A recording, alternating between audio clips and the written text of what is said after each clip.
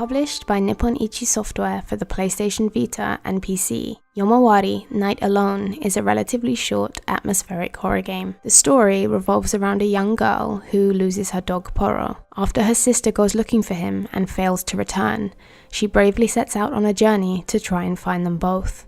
As it turns out, her quiet town is not the same place at night. Spirits and demons lurking around every corner make it an incredibly dangerous place for a young child.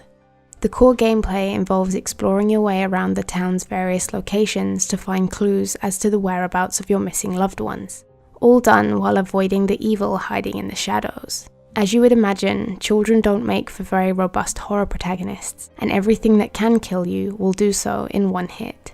Defense isn't much of an option either. Running or hiding is your safest bet, with hiding spots being generously dotted around the environments. You also have a flashlight, which allows you to detect any nearby monsters caught in its beam, and a small inventory of consumables, the effectiveness of which varies depending on the kind of enemy you're facing.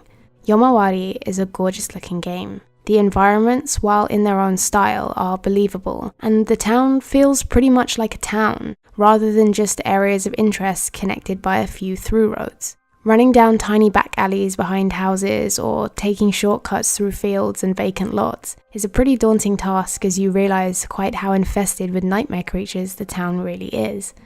Speaking of the game's enemies, I'm a huge fan of the designs. Some seem to borrow elements from existing folklore, while others look more like creepy kids' drawings come to life. Not only do they vary in looks, but different types behave differently, making encountering a new opponent both a terrifying and welcome challenge. While most of the game works off this kind of foreboding atmosphere it creates through fairly slow-paced exploratory gameplay, it does have its moments of much more sudden encounters or surprising turns of events. It definitely succeeded in making me leap out my skin quite a few times. Rather than just turn it off, if I know I could have done that. Ah! Fucking hell. The story is simple, but more than enough to justify your paranormal nighttime adventure, and exploring is rewarded with various collectibles and side stories to complete, for those who enjoy really getting the most out of their experience.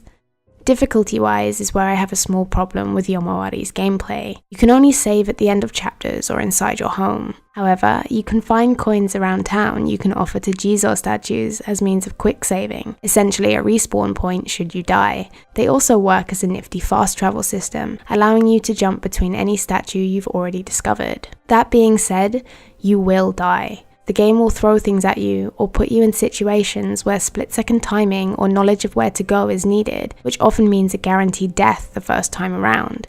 Even knowing they're coming, they can be very tricky to deal with. Sometimes these created fun challenges to overcome.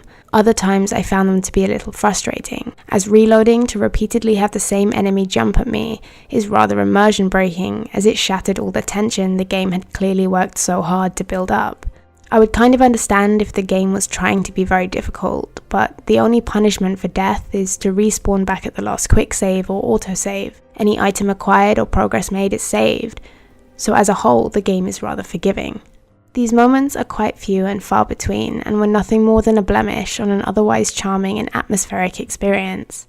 The only other negative thing I have to say about Yomawari is that I wish it had a soundtrack. 95% of the game you are listening to the sound of your own heartbeat, doubling up as a proximity detector for spirits, as well as general sound effects you'd expect from a night in a rural town, crickets, the wind, waves, and the like. It's a shame because at times the game can almost feel a little empty. Its theme song, and the only song on Yomawari's soundtrack, is wonderfully fitting for a game like this. Whimsical, chaotic, and chilling.